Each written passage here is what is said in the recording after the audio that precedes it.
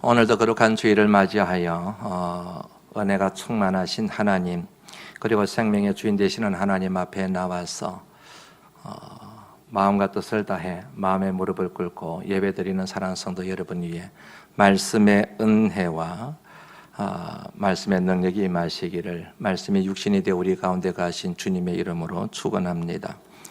트렌드 코리아 2015라고 하는 제목의 책이 지난해 연말에 발간이 되었습니다.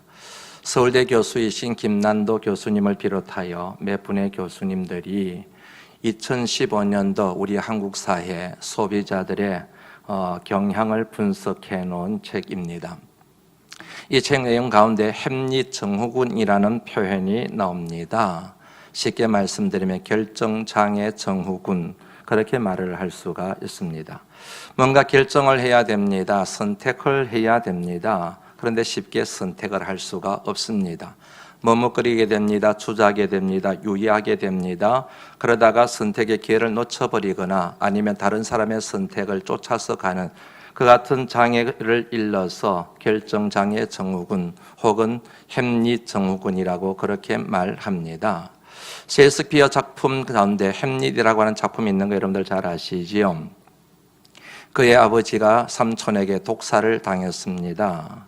그 삼촌을 죽일 것인가 말 것인가 햄릿이 고민을 합니다. 그러다가 기회를 놓쳐버리게 됩니다. 그때 유명한 말이 있지 않습니까? 죽느냐 사느냐 그것이 문제로다. 이 말을 계속 되뇌이다가 삼촌을 죽일 수 있는 최선의 기회를 놓쳐버리게 됩니다. 여기에서 나온 말이 햄릿증후군입니다. 우리나라를 지금 살아가고 있는 수많은 사람들이 이 같은 증후군에 시달리고 있다라고 하는 얘기인 것이지요. 뭔가를 선택해야 되는데, 결정해야 되는데 쉽게 선택하지 못하고 결정하지 못하고, 그로 인해서 삶이 방황되고 그로 인해서 삶의 고통을 겪고 어려움을 겪는다, 그런 의미로 이해를 하고 해석을 할 수가 있을 것 같습니다. 쉬운 예를 한번 들어볼까요? 뭔가 전자제품을 하나 사러 갔습니다. 그런데 종류가 너무 많아요. 색상도 너무 다양하고 디자인도 다양하고 크기도 너무 다양해요. 그래서 어느 제품을 골라야 될지, 어느 제품을 내가 선택하고 사야 될지를 결정을 쉽게 내리지를 못하지요. 바로 그런 경향성인 것이지요. 책을 한 권 사기 위해서 서점에 들렀습니다. 교보문고나 큰 서점에 들렀습니다. 그런데 책의 종류가 너무너무 많은 거예요. 그래서 도대체 무슨 책을 사야 될지를 모르는 거지요. 그래서 뭐냐면 결국 마지막에 선택하는 길이 다른 사람들이 즐겨 읽었던 베스트셀러 코너에 가서 다른 사람이 선호한 책을 사서 그래서 돌아오게 되는 이런 경향성이 바로 결정장애 증후군의 한 양상이라 그렇게 설명을 할 수가 있을 것 같습니다. 현대인들이 이 같은 증후로 인하여 고통을 겪고 있는데, 그 같은 문제가 생긴 가장 중요한 이유 중에 하나가 선택의 기준이 명확하지를 않다는 것이지요. 내가 뭘 좋아하는지, 내가 뭘 더 가치 있게 여기는지 그 기준이 애매모호하다는 것입니다. 자기 선호도가 분명합니다. 자기 가치관이 분명합니다. 그러면 여러분 선택하고 결정하는 것이 어렵지가 않습니다. 내가 좋아하는 것 딱 고르면 되는 것이지요. 그런데 그게 없기 때문에 이 같은 결정장애 증후군을 겪고 있다, 그렇게 생각을 할 수가 있을 것 같습니다. 그 책의 내용을 읽으면서 하나님을 믿는 우리들은 이 같은 증후군으로 고생할 일은 없겠다 하는 그런 생각이 들었습니다. 왜냐하면 저와 여러분들에게는 명확하고 분명한 선택의 기준이 있지 않습니까? 그게 뭘까요? 하나님 말씀이잖아요. 하나님 말씀에 따라서 선택하고 하나님 말씀에 따라서 결정하고 하나님 말씀에 따라서 살아가면 그만이지 않습니까? 주의 말씀은 내 발의 등이요 내 길의 빛이니이다. 시편 기자가 고백한 내용입니다. 하나님 말씀이 등입니다. 빛입니다. 그 말씀이 내 삶을 안내하는 지도요 그리고 방향을 잡아주는 나침반입니다.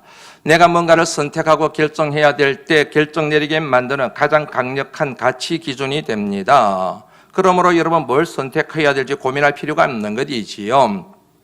하나님의 말씀에 따라서 선택하고 하나님 말씀에 따라서 결정하고 하나님 말씀에 따라서 길을 잡고 하나님 말씀에 따라서 사업하고 하나님 말씀에 따라서 돈 벌고 하나님 말씀에 따라서 말하고 하나님 말씀에 따라서 행동하고 살아가면 그만이지 않습니까? 아주 쉬운 예를 한번 들어볼까요? 사과를 사러 갔습니다. 그런데 사과가 참 많아요. 큰 것도 있고 작은 것도 있습니다. 좋은 것도 있고 나쁜 것도 있지 않겠습니까? 그런데 그놈이 그놈 같아요. 그래서 도저히 고를 수가 없어요. 사람들은 그것을 고르라고 예를 먹어요. 그런데 하나님을 믿는 사람들은 고를 필요가 없지요. 주인에게 이렇게 말하면 되지요. 사람들이 사가지 않는 볼품없는 사과를 저한테 주십시오. 제가 그것을 사겠습니다. 작은 것 괜찮습니다. 썩은 것 괜찮습니다. 그것을 제가 사겠습니다. 그렇게 얘기를 하면 된다는 얘기지요. 뭔 뚱딴지 같은 얘기인가? 그게 바로 성경의 정신이지 않습니까? 성경의 정신을 한마디로 말하면 사랑이잖아요. 사랑을 쉽게 말하면 나를 희생시켜 남을 살리는 거이지 않습니까? 그래서 사과를 사러 갔을 때 그냥 뭐냐면 다른 사람들은 큰 놈, 잘 읽은 놈, 그리고 좋은 놈을 고르려고 힘쓸 때 다른 사람들이 사지 않는 것을 삼으로 그건 뭐냐면 상인의 고통과 어깨의 짐을 들어주는 것, 그렇게 사는 것, 그게 바로 우리 예수 믿는 사람들의 삶의 자세여야 되지 않겠습니까? 좀 비약이 심하지요. 그럼에도 불구하고 그 정도 정신을 갖고 살아가야 저와 여러분들이 적어도 예수 믿는 사람이라고 말할 수 있지 않겠습니까? 그 같은 측면에서 저와 여러분들의 모든 오감 그리고 생각과 가치관을 지배하는 이 말씀, 그 말씀을 토대로 살면서 살아가는 것은 얼마나 중요한 의미를 갖는지 모릅니다. 그런 면에서 여러분 오늘 하나님 말씀에 대하여 간략하게 한 세 부분으로 나누어서 생각을 나누어 보려고 합니다. 첫째, 하나님의 사람들은 마땅히 그리고 반드시 하나님의 말씀을 가까이 해야 합니다. 믿으시면 아멘 하시지요. 하나님의 사람들은 하나님의 말씀을 가까이 해야 돼요. 멀리해서는 안 됩니다. 제가 참 좋아하는 말씀, 그래서 여러분들에게 참 자주 종종 소개해드렸던 말씀, 새벽 기도이든 수요 예배이든 간에 기회만 있으면 제가 소개해드렸던 말씀 하나 있습니다. 그게 바로 시편 1편의 1절의 말씀이지요. 복 있는 사람은 악인들의 꾀를 따르지 아니하며 죄인의 길에 서지 아니하며 오만한 자의 자리에 앉지 아니하고, 이 말씀 저는 참 좋습니다. 어떤 사람이 복 있는 사람입니까? 악인의 꾀를 쫓지 않는 사람. 어떤 사람이 복 있는 인생입니까? 죄인의 길에 서지 않는 사람. 어떤 사람이 잘 살아가는 사람입니까? 오만한 자의 자리에 앉지 않는 사람. 부귀 영화를 누리는 사람이 아니라, 권력을 누리는 사람이 아니라, 좋은 차를 타고 다니는 사람이 아니라, 넓은 집에 사는 사람이 복 있는 사람이 아니라, 건강한 사람이 복 있는 사람이 아니라, 성경에서 말하고 있는 복 있는 사람이란 가야 할 곳에 가는 사람, 있어야 될 자리에 있는 사람, 하나님이 정한 곳에 갈 줄 아는 사람, 그런 사람이 복 있는 사람이라고 얘기하잖아요. 그런데 여기서 한 가지 의문이 들지요. 도대체 이 길이 악인의 꾀를 쫓는 길인지 아니면 죄인의 길인지 오만한 자의 자리인지 그걸 어떻게 분별할 수 있냐는 것이지요. 거기에 대한 여러분 통찰력을 주는 말씀이 바로 그 이어서 나오는 2절 말씀에 나오지 않습니까? 오직 여호와의 말씀을 즐거워하여 그 율법을 주야로 묵상하는 도다, 그렇게 돼 있지요. 연결되면 이렇게 되지요. 복 있는 사람은 악인의 꾀 쫓지 않는다, 죄인의 길에 서지 않는다, 오만한 자의 자리에 앉지 않는다. 대신에 오직 여호와의 율법을 즐거워하여 그 율법을 주야로 묵상하는 도다, 그렇게 되지 않습니까? 하나님 말씀을 봅니다. 하나님 말씀을 가까이 합니다. 하나님 말씀을 주야로 묵상합니다. 아, 여기는 가지 말아야 할 곳, 여기는 가야 할 곳, 이 말은 해서는 안 될 말, 이 말은 해도 될 말, 그것을 통찰하고 분별할 수 있는 능력이 생긴다는 그런 의미이지 않습니까? 이 말씀 가운데서 저와 여러분이 주목해 봐야 될 표현이 두 개 있습니다. 하나는 묵상입니다. 율법을 주야로 묵상하는 도다, 묵상이라는 단어 언젠가 한번 소개해드린 적이 있지요. 다시 한번 상기해 보시죠. 묵상을 여러분 영어로 meditation이라는 표현을 사용합니다. meditation. 묵상을 meditation이라고 영어로 그렇게 표현을 해요. 그런데 이 meditation이라는 단어와 같은 어원을 가지고 있는 단어가 있습니다. 한번 드시고 들어보셨을 거예요. medicine이라고 하는 단어입니다. 약이라는 단어입니다. 약을 복용하다는 단어입니다. 여러분들 약을 한번 생각해 보세요. 약을 복용합니다. 그러면 약 기운이 내 약한 부분으로 뻗쳐갑니다. 그리고 약한 부분을 치유합니다. 회복시킵니다. 힘이 살아나게 만드는 것, 그게 바로 약기운이라고 말하지 않습니까? 이와 같은 동일한 단어에서 meditation, 하나님의 말씀을 묵상하다는 묵상이라는 단어가 나오게 됐다는 것이지요. 하나님 말씀을 묵상합니다. 그 말씀이 내 심령에 스며듭니다. 약한 부분으로 가서 그 약한 부분을 치유합니다. 강화되어야 될 부분은 더 강화시킵니다. 나로 하여금 힘있게 만듭니다. 생기있게 만듭니다. 활력있게 만듭니다. 내 심령의 질병은 치유되는 역사고 고침의 역사가 일어난다는 그런 의미로 우리가 적용할 수가 있지 않겠습니까? 믿으시면 아멘 하시지요. 그래서 여러분 하나님의 말씀을 신약, 구약, 양약이라는 말 구원 강사들이 흔히 쓰는데 그게 빈말은 아니라는 얘기죠. 그만큼 하나님 말씀이 우리에게 영향력이 크다는 것이지요. 그런데 그 말씀을 묵상하는데 그냥 묵상하는 게 아닙니다. 주야로 묵상한다는 거예요. 밤낮으로 묵상한다는 것이지요. 시간을 정해놓고 꾸준하게 약을 먹고 보약을 복용하듯이 시간을 정해놓고 하나님 말씀을 묵상한다는 그런 의미지 않겠습니까? 하나님의 말씀을 주야로 묵상합니다. 다시 말씀드리면 하나님 말씀을 날마다 가까이 합니다. 이 사람을 일러서 시편 1편 3절 말씀에는 나무로 비유를 하고 있습니다. 시편 1편 1절 말씀, 2절 말씀, 이어서 3절 말씀 보면 어떻게 되었습니까? 한번 읽어볼까요? 시작. 그는 시냇가에 심은 나무가 철을 따라 열매를 맺으며 그 잎사귀가 마르지 아니한 같으니 그가 하는 모든 일이 다 형통하리로다. 그는 그랬습니다. 그는 누구입니까? 주의 말씀을 즐거워하는 사람, 주의 말씀을 주야로 묵상하는 사람, 그 사람은 어떤 사람이라고요? 시냇가에 심겨진 나무다. 여러분, 나무가 자라는 데 있어서 중요한 게 물이라는 것 아시지요? 동물은 물도 필요하고 먹이도 필요합니다. 그런데 나무는 물만 있으면 됩니다. 물을 통해서 수분을 공급받습니다. 영양분을 공급받습니다. 물이 풍부해야만, 물을 공급받아야만 나무가 자랄 수가 있어요. 꽃을 피울 수가 있습니다. 그리고 열매를 맺을 수가 있습니다. 그런데 물이 공급되지를 않아요. 물이 충분하지가 않습니다. 자랄 수가 없습니다. 꽃을 피우다가 꽃이 뚝 떨어지고 맙니다. 열매를 맺다가 그냥 열매가 낙과되고 맙니다. 끝까지 가는 나무는 크게 자라지 않습니다. 자그마한 열매입니다. 먹을 수가 없습니다. 그런데 여러분, 시냇가에 심겨진 나무에는 그런 일이 일어날 리가 없습니다. 왜? 물이 풍성한 시냇가 곁에 심겨져 있기 때문에. 물이 항상 넘칩니다. 항상 물이 있습니다. 가뭄이 들 때가 있지요. 그랬는데도 여러분, 물이 줄어들 뿐입니다. 아주 심하게 가뭄이 들 때가 있습니다. 바닥이 마를 수가 있습니다. 바닥은 말라도 그 속에, 땅 속에 물기가 여전히 머금은 상태라는 사실 여러분들 잘 아시죠? 그래서 여러분, 물가에 심겨진 나무는 웬만해서는 물을 공급받지 못해서 어려운 일을 겪을 일이 없는 거예요. 정리 한번 해볼까요? 복이 있는 사람은 어떤 사람입니까? 하나님의 말씀을 주야로 묵상하는 사람, 그 사람이 어떤 사람이라고요? 시냇가에 심겨진 나무, 이렇게 정리가 되시죠. 그 사람이 어떤 사람이라고요? 바로 복이 있는 사람이다. 시편 1편 1절 말씀부터 3절까지의 말씀을 통하여 하나님이 우리에게 주시는 매우 중요한 메시지 가운데 하나, 복이 있는 사람이 되기를 원하느냐? 열매 맺는 삶이 되기를 원하느냐? 바람에 나는 겨우와 같은 인생이 아니라 의인이 되기를 원하느냐? 그러면 하나님 말씀을 가까이 하라. 믿으시면 아멘 하시기 바랍니다. 하나님 말씀을 좀 제발 가까이 하라.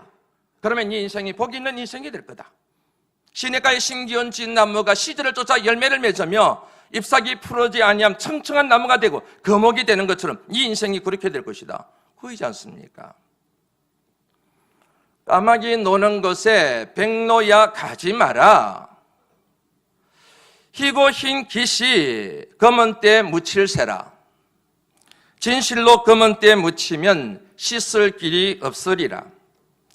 조선시대 여러분, 광해군, 폭군으로 유명한 광해군 때에 선우당이라는 분이 그의 동생이 뱃설길로 나아가고자 할 때 그 뱃설을 만류하면서 지은 시조라고 얘기를 해요. 까마귀 노는 곳에 동생아 가지 마라. 가면 검은 때 묻는다. 한번 때 묻히면 씻을 일이 없다. 그런 얘기잖아요. 살아가면서 여러분, 누구를 가까이 하느냐가 참 중요합니다. 무엇을 가까이 하느냐가 대단히 중요합니다. 그래서 여러분, 자녀들을 교육할 때 부모님들이 가장 강조해서 가르치는 게 뭡니까? 아무랑 사귀지 마라. 아무 곳에나 가지 마라. 그렇게 가르치잖아요. 어떤 친구를 만나느냐, 어디에 가느냐에 따라서 인생의 질이 달라지게 되고 삶의 방향이 달라지기 때문에 그렇습니다. 하나님을 믿는 하나님의 사람들이 가까이 해야 될 분은 한 분밖에 없습니다. 하나님인 줄로 믿습니다. 하나님을 가까이 하기 위하여 가장 좋은 방법 중에 하나가 뭐입니까? 하나님의 말씀을 가까이 하는 거지요. 하나님의 말씀을 가까이 할 때 하나님을 가까이 하게 되고, 하나님을 가까이 할 때 하나님의 능력이 내 능력이 되며, 그로 인하여 이 거칠고 험한 세상을 저와 여러분들이 승리하는 삶을 살기 때문에 하나님은 말씀을 통하여 말씀을 가까이 해라. 세상을 가까이 하지 말고, 물질을 가까이 하지 말고, 썩어질 것들을 가까이 하지 말고, 우리로 하여금 영생에 이르도록 만드는 말씀을 가까이 해라. 둘째, 하나님의 말씀을 가까이 하는 측면에서 생각해 보고 싶은 말씀인데요. 여러분, 말씀을 읽을 때, 말씀을 들을 때 말씀을 용납하셔야 됩니다. 말씀을 용납하셔야 돼요. 목회자도 하나님 말씀을 용납해야 되고, 여러분들도 선포되는 말씀에 대하여, 듣는 말씀에 대하여, 읽는 말씀에 대하여 말씀을 용납해야 됩니다.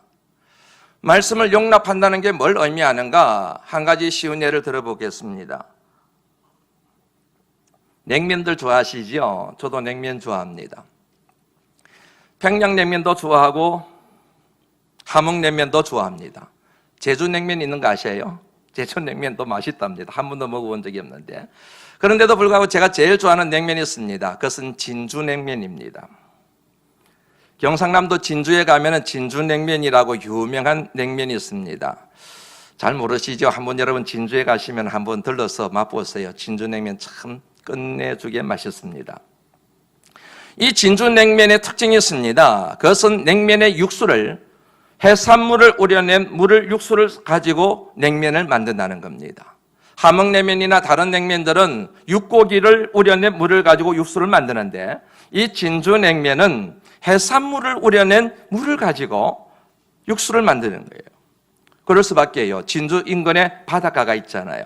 해산물을 구하기가 쉽잖아요. 그러니까 그래서 만드는 것이지요. 그런데 문제가 한 가지 있어요. 이렇게 해산물을 우려내서 냉면을, 육수를 만들면 비린내가 나잖아요. 비린내. 좋아하는 사람도 있지만 대부분 싫어하지 않습니까? 이 비린내를 제거하는 게 관건인 거예요. 그런데 여러분, 이 진주냉면을 만들 때 이 비린내, 생선 비린내, 바다 해산물 비린내, 이거를 제거하는 방법이 기발해요.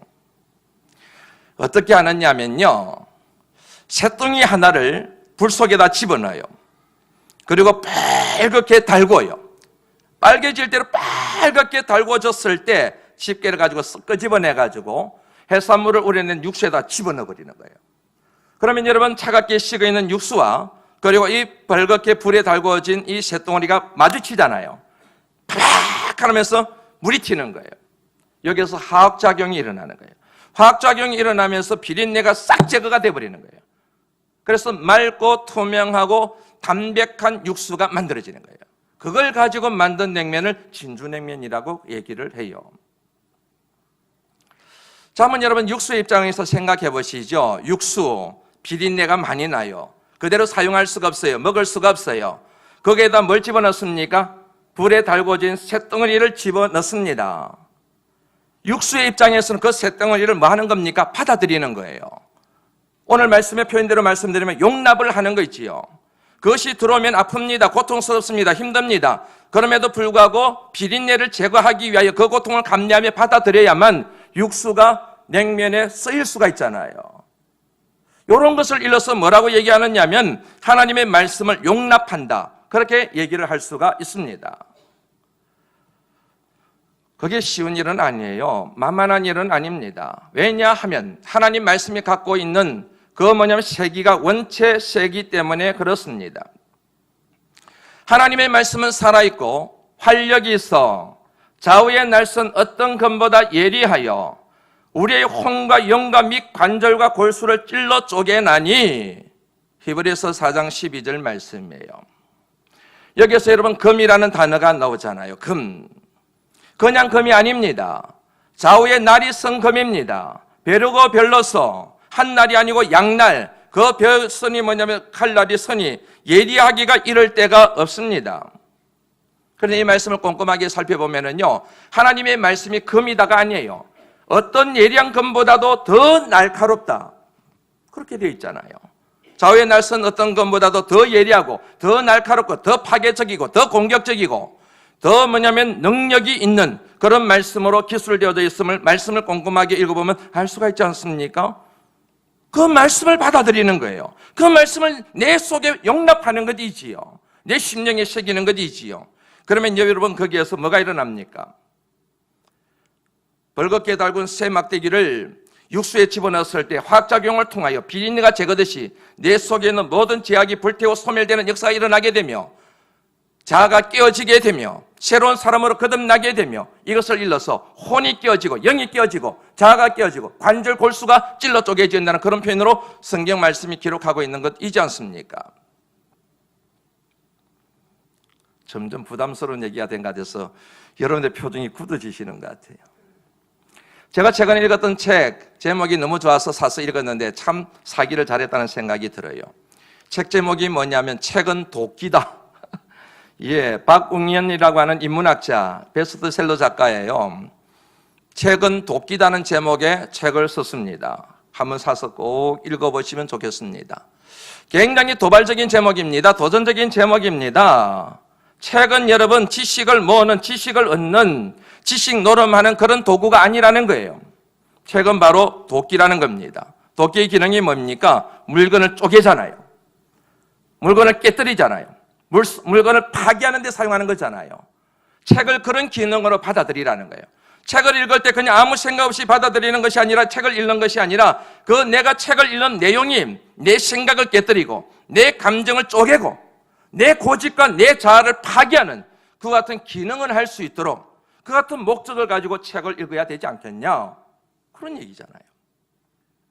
이 같은 영감이 있는 표현은 그가 스스로 만든 게 아니라 1800년대 후반부터 1900년대 초에 세계적으로 유명한 카프카라고 하는 유명한 소설가가 쓴 글에서 아이디어를 따가지고 왔어요.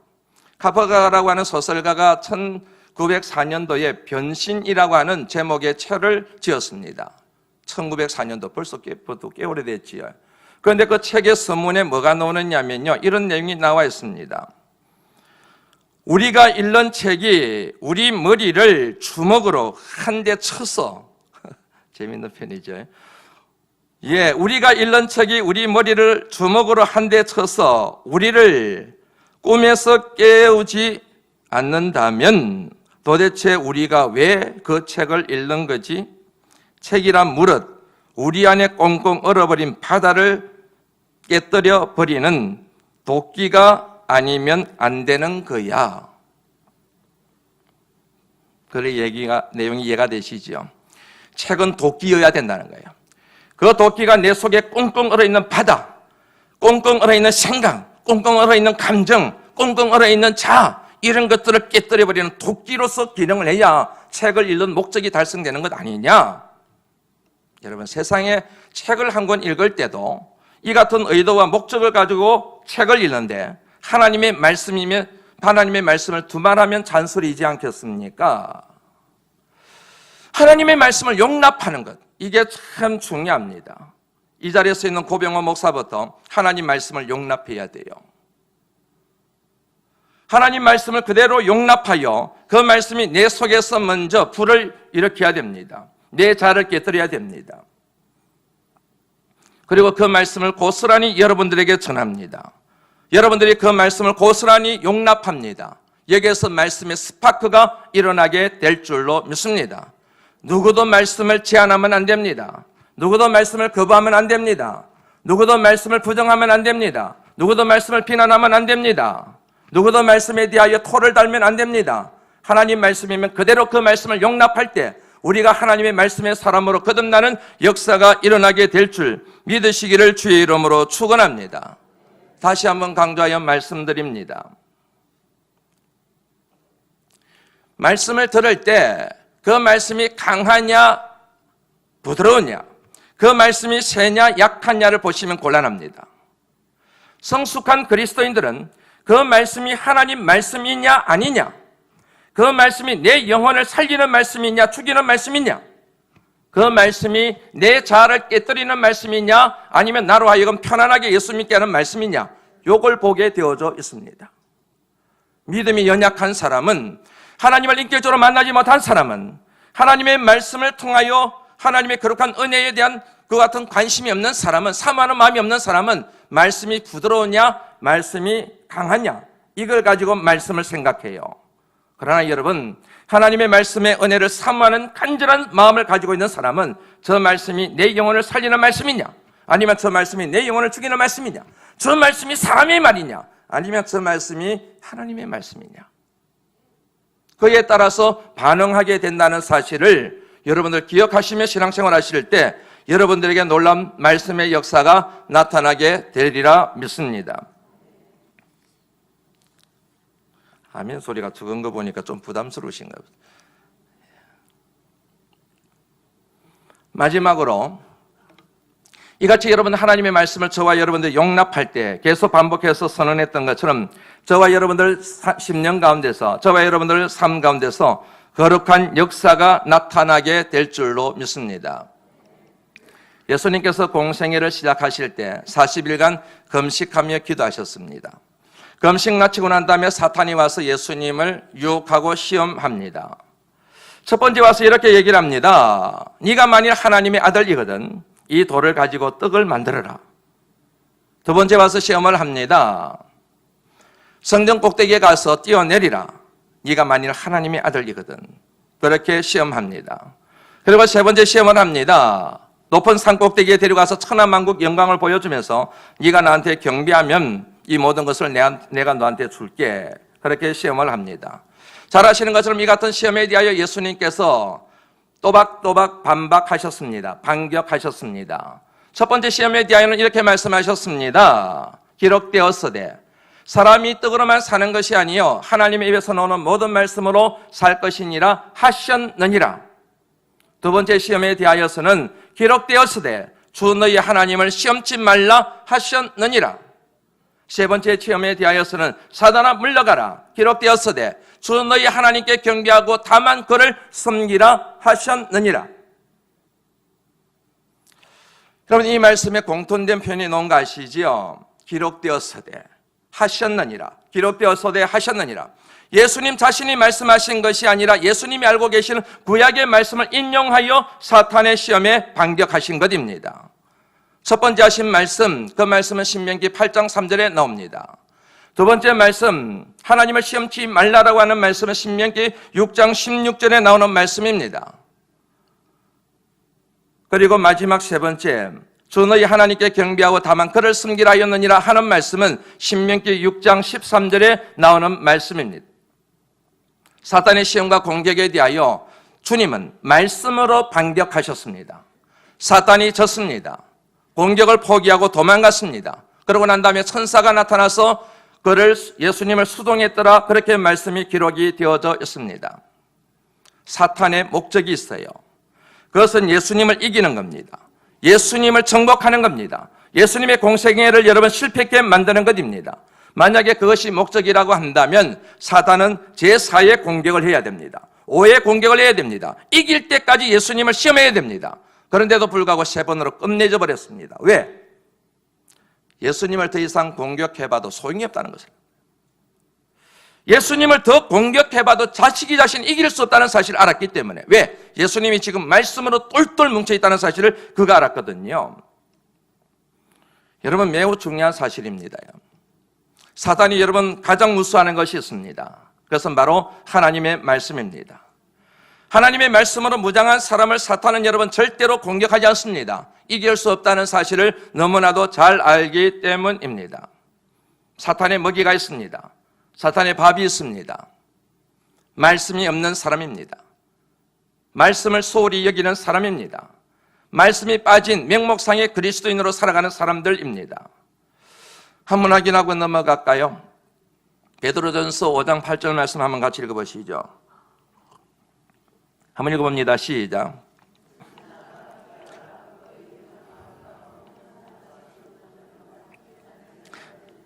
근신하라 깨어라 너희 대적 마귀가 우는 사자같이 두루다니며 삼킬 자를 찾나니.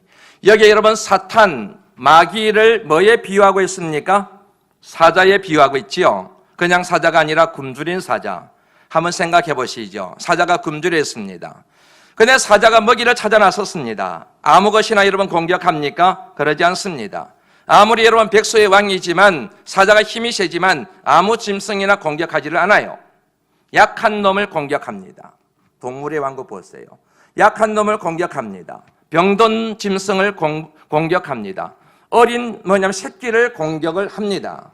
그리고 무리에서 떨어져 있는 놈을 공격합니다.